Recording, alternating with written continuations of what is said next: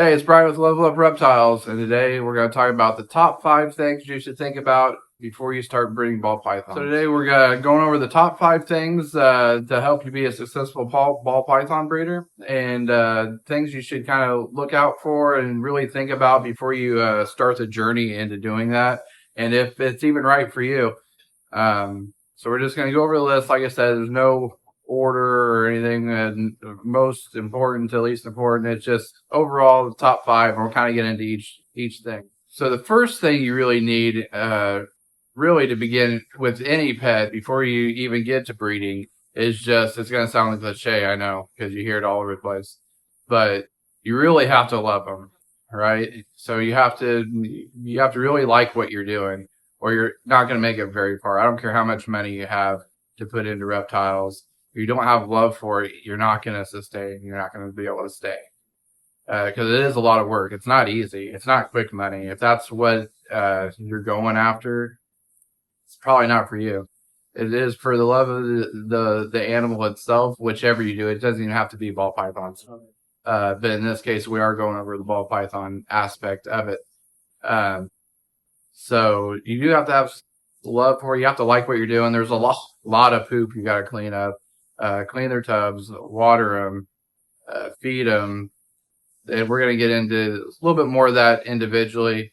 But very first thing before you ever start breeding any animal is you got to have the love to do it. Number 2 is money. How much cash do you have to put into it is another thing you really have to think about. And that kind of directs you into what projects you're able to do right off the bat. You can go as low as just a pet quality, making bells and GHM hobbies. That's personally what we did to start in, just to try to get the hang of it before we went off and spent any more money into it, just to make sure it was something that we'd be able to do. So money, like I said, you can start off the low end, making bells, GHM hobbies. That does not take a lot of cash flow, really, to get that started. All the way up to the high end, if you got money to spend, you really want to try to get into recessives. At least get into some kind of double recessive project. If it's only 1, that'll work for a little while, but you eventually want to get to 2 and then 3. So what we're kind of doing over here, and we're still in the process, we're still new-ish to this. This is like our 3rd season breeding. So we're still new to it. That's how we started with the low end. And then we got into ultra males and then clowns. And now we're dipping our toe into desert ghosts and stuff. But the way we do things is try to make the money stretch as far as possible to get the end result.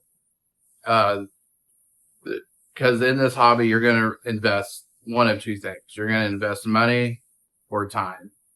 And that is what it is. If you get the more money you got, the faster you'll be able to speed up your projects. The least amount of money is you're going to be investing in a lot more time to do those same projects as somebody else. So yes, money is something that is involved with starting your ball python breeding. Hold on, did you know most of you aren't subscribed to the channel? Again, a lot of viewers, not very many subscriptions. Please, if you like the video, please share it to a friend, like it, and if you're going to keep watching, might as well subscribe and see when the new videos come out. Back to the video. And, speaking of bells, I got this guy out. We kept him from our last year's clutch. And yes, we do have 1 pairing of bells that we're planning on doing every year, but just 1. That's just kind of for us because we like producing them. They do really well at shows. So yeah, we still kind of do the bell thing. But he's really cool. It's my wife's favorite snake in the whole wide world. That's the whole reason why we produced them in the first place, is because we thought they were pretty amazing looking. But on with number 3, it is pairings. So you love the animals. You got a little bit of cash, depending on where you're at. It doesn't matter. And you're wanting to figure out where you want to pair. Like I said, you could do something as simple as a bell, or you can go on farther down the path with the recessives, which that's what I highly recommend. As in our females, what we're doing starting out, and I like it. It's kind of a hybrid method between the money and time we are talking about. Is I like to get females as hets. One, they're cheaper, and then you can get incomplete dominance in with them, and that's what we're trying to really do. We're trying to get as many incomplete dominance as we can in these projects before we ever, actually hit the double recessive. More than likely, when we first hit our double recessive, there's going to be 3 or 4 incomplete dominants at play at minimum. So they're going to be packed with genes when we do finally hit it. That you can do with we'll use the ultramale clown for existence because that's what we're doing. Is a lot of our girls are double het clown and ultramale, and on the flip side of that, our males are usually fully visual clown and ultramale. And with any project, that's the way we kind of like to do it. So say you have $2,000 to play with a project. You could probably put $1,000 into 3 females, double het, whatever you want to do. Whatever your favorite project it is that you want to do, you can put $1,000 towards those 3 females, you get incomplete dominance in there, and then spend that other $1,000 on your one male. Some projects you're not going to be able to get him fully visual, but so the ultramale clown, so you can get a clown that's het for ultramale or ultramale that's het for clown, because that will truly help your odds. You can get a male that's just a double het and spend less money, but your odds are extraordinarily lower once you start doing the pairing. Number 4, equipment. You're going to need to have equipment ready. And this kind of ties in with the money. Not only do you need money to buy the animals, you need money to buy whichever enclosures you're going to use for your animals. So the way I would start and the way we did start breeding is we start off low. You don't want to jump from 0 to, say, 50 animals all in one go. That's a lot. It's a lot to take in. It's a lot to learn and a lot of animals to upkeep and breed, just going from like 0 to 100 like that. When you start off, we really recommend getting like a 3-to-1, 3 females and 1 male, and see how it goes. Maybe 1 or 2 seasons. If you love it, continue on. If you like where you're at, stay there and just kind of work that little project you get. Hold back an animal or 2 each pairing, and you'll gradually get better and better hatchlings. So equipment, if you're going to get a rack system, if we actually built our own racks when we first started out, we started off with a 3-to-1, and I built a PVC enclosure, a rack system for those 3. I think I spent maybe a total of $150 to get those 4 spots and a PVC enclosure, and that worked for me for a couple of years. And then PVC went a little bit up in price, so you could probably still do it for like $200. But I was like, I might as well. I wanted to do it the professional way, so we went ahead and we got an ARS rack, and we didn't get it all at once. We're fortunate enough to be an hour away from ARS, so we don't have to deal with all the shipping costs because we'll just go pick them up. So we have been buying levels at a time. Whenever I need a level or 2, I'll order it and go down there and pick it up. So we're constantly growing our racks. We're not buying them all at once. Too much money even for us to buy them all at once. I think they're around $3,000 depending on which one you get to buy the whole thing all at one time. But just progressively leveling up every year to what we need is it's working. And then if you want to go with enclosures, I'm not gonna knock it. It's you. You can do your own thing. You can do whatever you want to do with it. We find really good success with the racks, though. Secondly, you need thermostats for whichever enclosure you're going to need. For the heat, you got to find a way to heat them. Heat tape. You're going to have to do as much research as you can from multiple different sources on what enclosures type would be best for you. And then lastly, if you're going to breed, you're going to need an incubator. You can do that in many different ways. Like we built a wine fridge and put heat tape in it and hooked it to a thermostat. That's what we've been using since we started. It'll hold probably 10 to 15 clutches. Here before long, we're going to have to upgrade to a bigger one, but that works.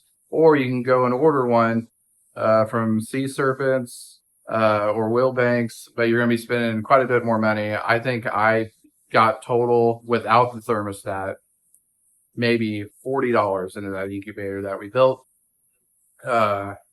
And you know, the thermostat's what it is, $150. So total around $200 to build your own incubator. It works great. If you're a little bit handy, they work. Also with in terms of what you're gonna need bedding, you have to figure out what kind of bedding that you need. Like we do cocoa husk. Some other people do other things like cypress. Some people just do paper towel. It's all about it. Kind of, if your room is always humid all the time, paper towel might work, and that's the cheapest way to go about it.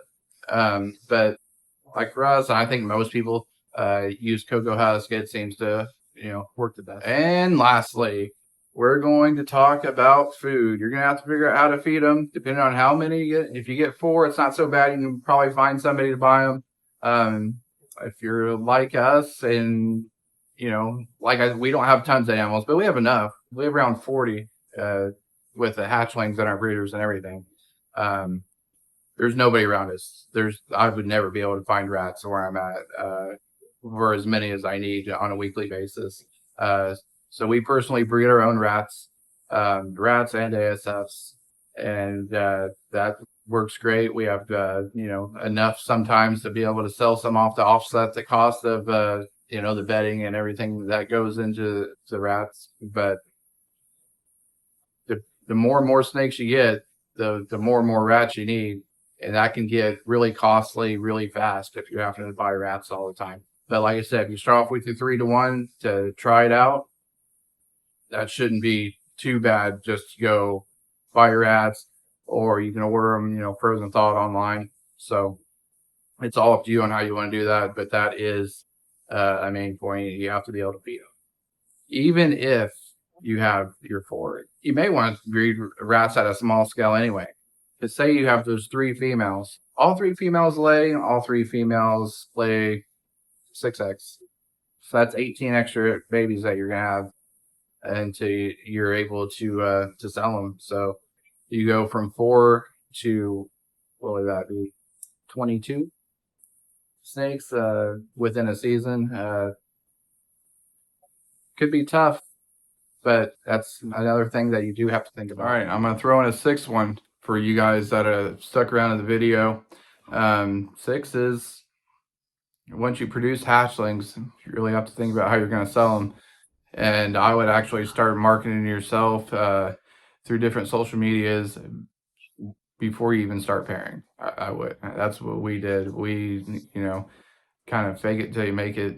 Let people know that you're in the process of having ball pythons. That way you kind of get a start on it. Because there are times, depending on what you have, that you could have them for a hot minute. You got to really take that in. This is not it's like not a quick, like I said earlier, it's not a quick money thing. It's not. We have done well enough to kind of just slowly upgrade in the process. We're not making any money. We're not putting it in the bank. So we're whatever money we take in, we're putting right back into it. That's kind of how we see it. Right now we're at like a hobby level. We're not in the big time or anything like that. It'd be cool if we were. We're pushing for that way, but we're going about it slow, right? So you really have to think about, how you're going to sell hatchlings, whether it's through Morph Market, through local people that you know. If you're going to go to shows are fun. We really like going to shows. That's always a good time, but you have to be able to market yourself at a show. You have to be able to talk to people. So that's another big aspect into breeding ball pythons. Not a lot of people say that. You don't really hear that a lot. It's, but it's there. We do pretty well selling, getting rid of them. I would say we rarely have a hatchling more than 8 months, which ain't bad. Granted, like I said, we're at a lower scale. So if we produce 50 animals, we usually can sell them. So just keep that in mind, though, that there is a chance you can be holding on to them for a year. So every hatchling you make, take into account that you may have them a year. Not going to say you're going to have them all, but you might have a few. So it's another thing to think about before you start breeding ball pythons. And there you have it, guys. That's my top, because we'll call it 6 now, of things to really think about. Like I said, you need to love the animals. You really do, because there's a lot of work that goes into it. It's not just parent snakes. There is, they are living beings, and they need to be taken care of and taken care of the right way. Like I said, price, money. You have to have the funds to just get started. And that depends all on you, on what you want to make out of it. You can make it 2 snakes, 1 male and 1 female, just for something for you to do with your kids on a very low scale. That's fine. All the way to, you can be spending thousands on snakes starting out. That's on YouTube, but you better like what you're doing, or it's just going to be all for naught. Was snakes, your pairings. So you really just write down, do as much searching as you can on what genes go good with what recessives may be, hot at the time is not always what you want to do. If you buy all hatchlings and what is hot is now, by the time they get up to be adults, it may not be hot when you get hatchlings. It just might not be. So really follow about what you love, what genes you really like, and go down that route. 4 is equipment.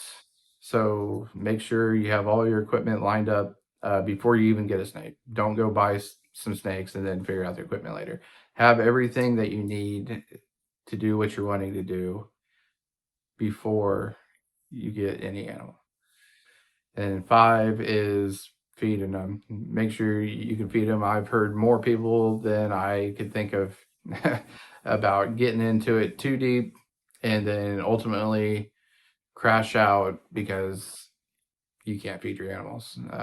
So I highly recommend figuring out a way to do that. The lower you start on the scale with the least amount of snakes, the easier it's going to be to start off with until you get your feet out from underneath you.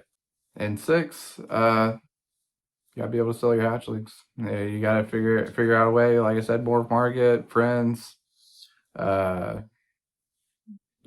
Pick your way. Shows. But make sure if you're not able to sell them, you're still being able to house them somewhere and take care of them, feed them until you are able to find that right owner. And that wraps it up, guys. I hope you enjoyed the video. If you did, please like, share, subscribe.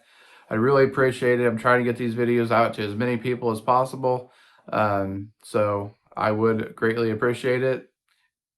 Until next time, I'm Brian with Love Reptiles. See you later.